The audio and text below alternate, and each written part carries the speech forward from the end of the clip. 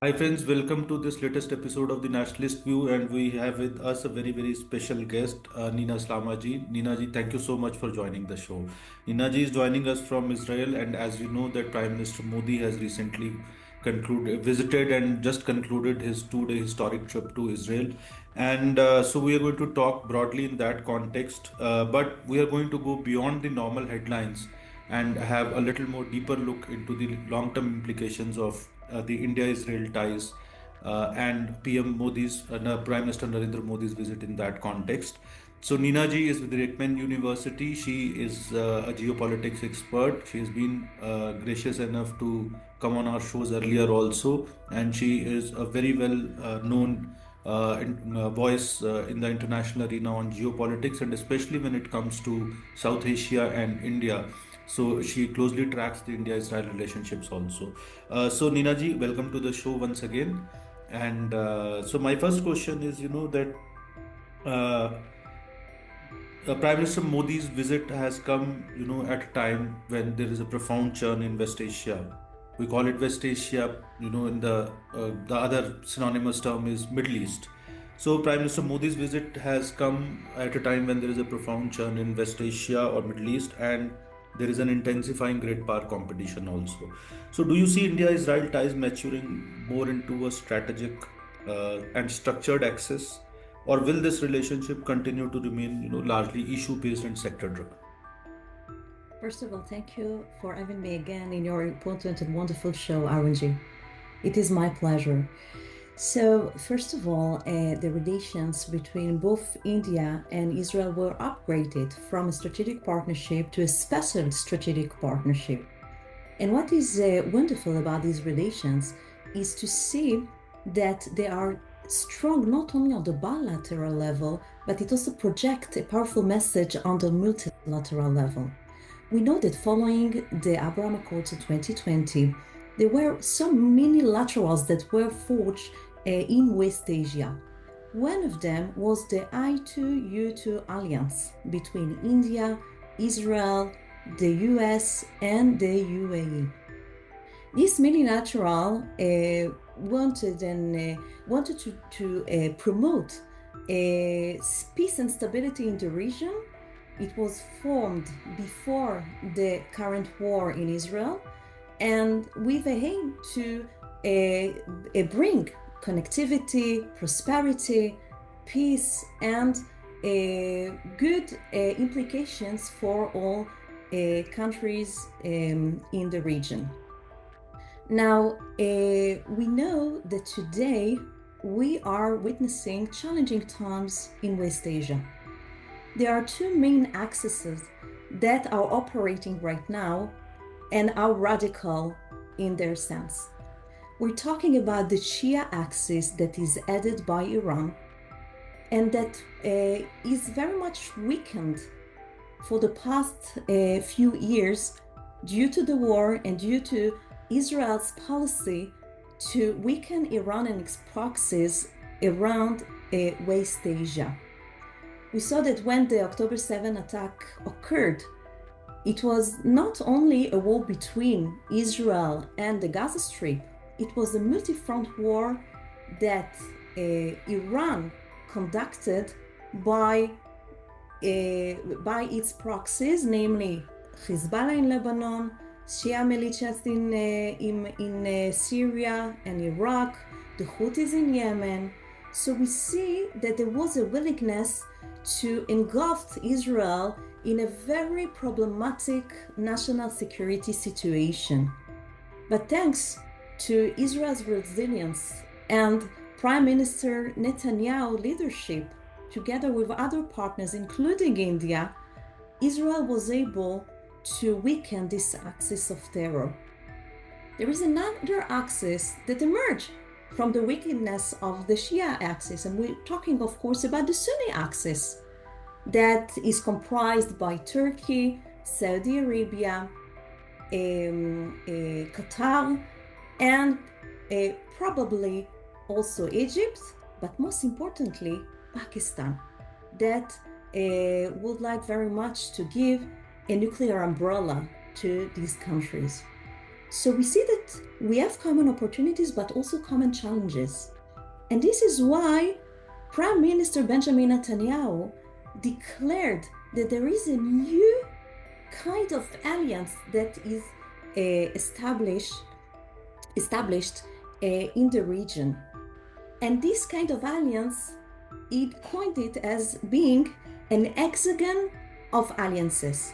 This hexagon of alliances comprised, of course, India and Israel, but also Cyprus, Greece, and other Asian and African countries that we don't know their identity for now.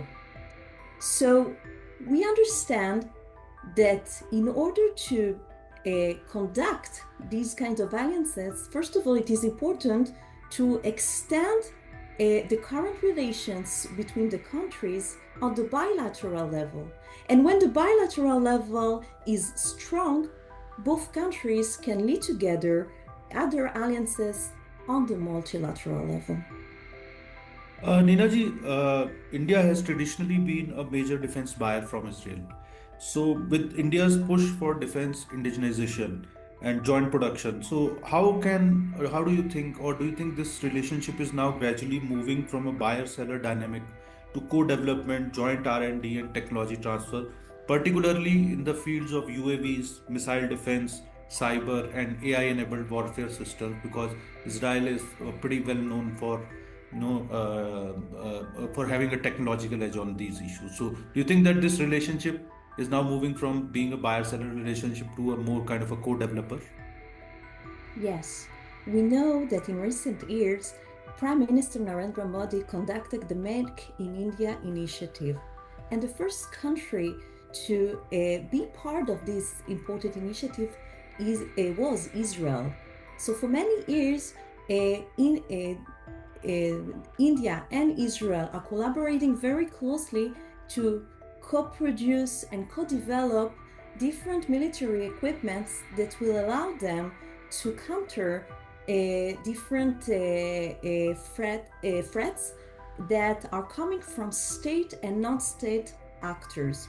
We know that in the recent visit, there was an important agreement regarding military defense and security issues that was signed between the countries. It upgraded the current relations of the countries in this field and will allow them to collaborate more closely on more sensitive issues, because we know that the threats are just growing from many actors, whether it is in South Asia, West Asia, and even in Europe, affecting both countries.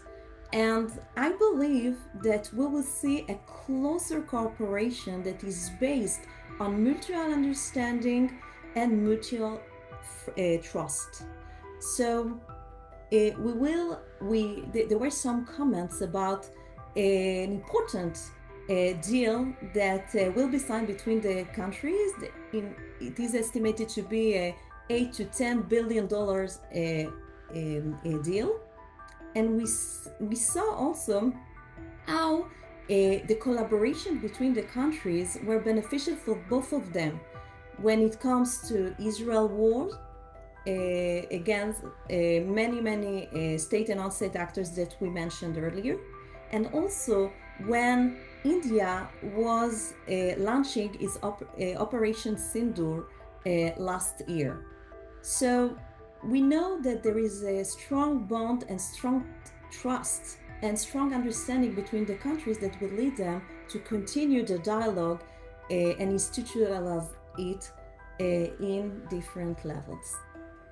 Ninaji, you rightly mentioned that both India and Israel, so both the countries, have a lot of challenges which are common, and one of that is the cross-border terrorism. No, including networks with ideological as well as state backing. So, from a strategic point of view, how can New Delhi and Tel Aviv, uh, can bring more closer cooperation to effectively counter Islamist terrorism, particularly forms that are state-enabled or that are state-sponsored?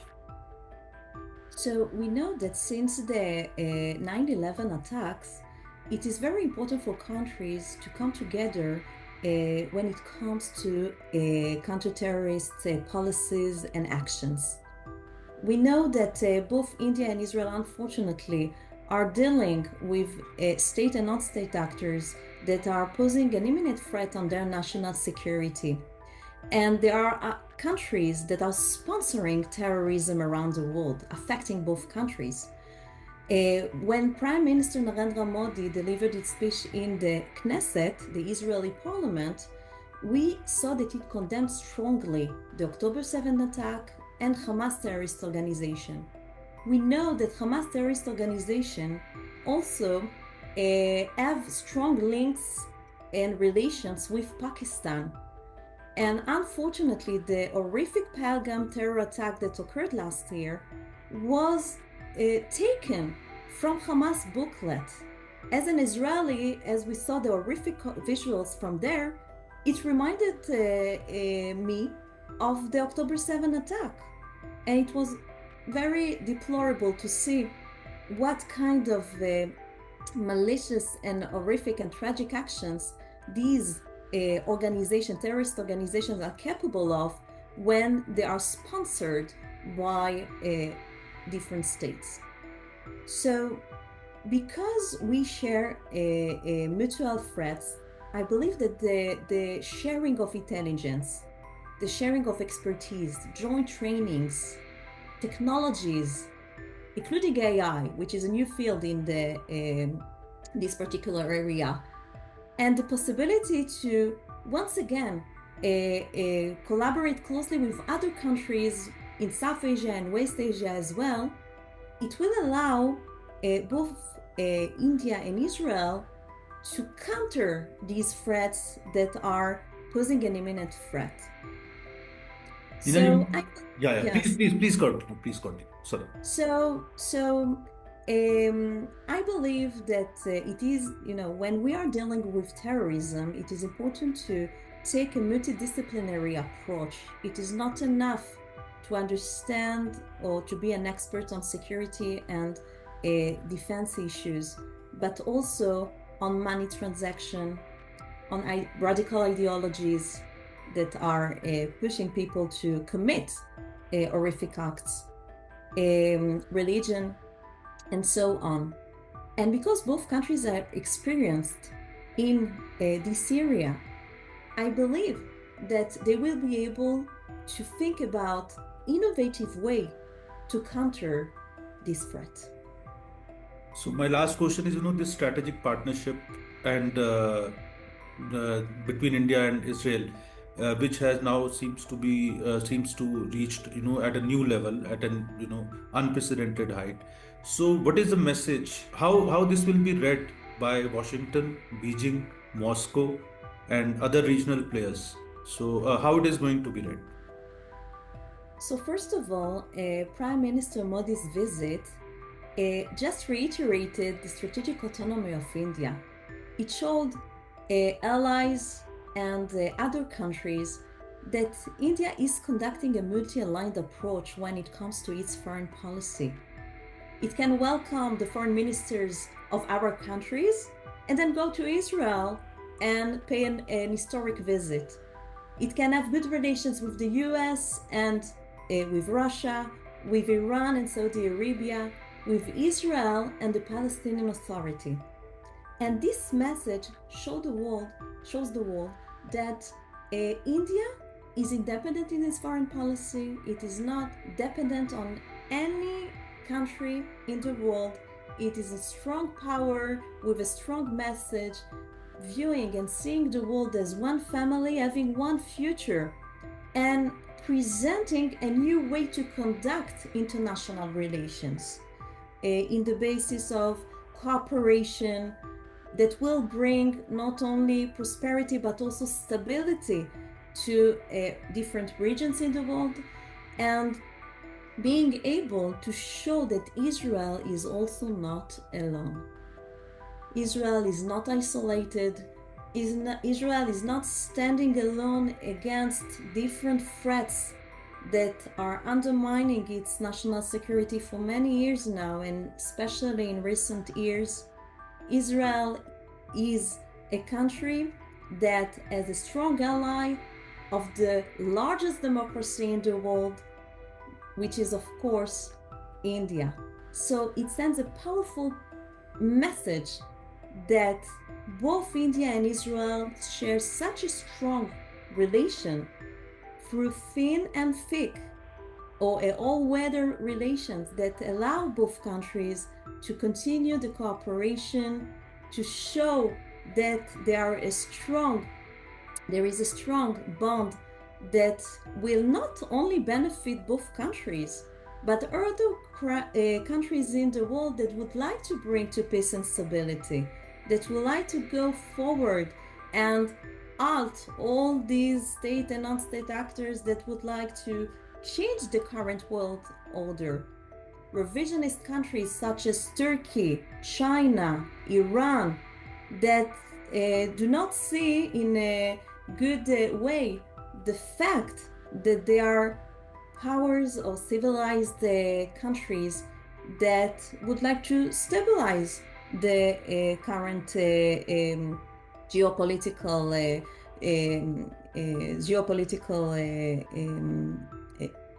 Political turmoil which is going on largely. Exactly. The geopolitical turmoil that is occurring.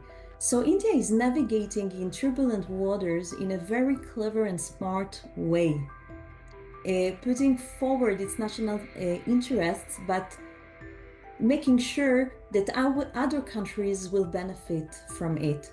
And I believe, on a personal note, that many countries should follow India and undertake this kind of strategic vision in the world. And I believe that in doing so, the world will be more peaceful, more stable, and will bring to another, or will open a new door of cooperation, of prosperity for all, and of one world that will come together and work together and not compete each other.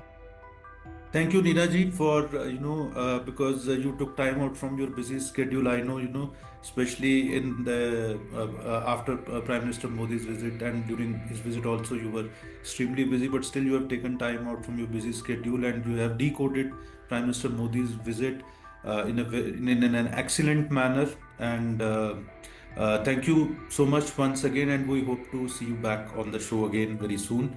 And thank you, viewers, for watching. Thank you. Thank you.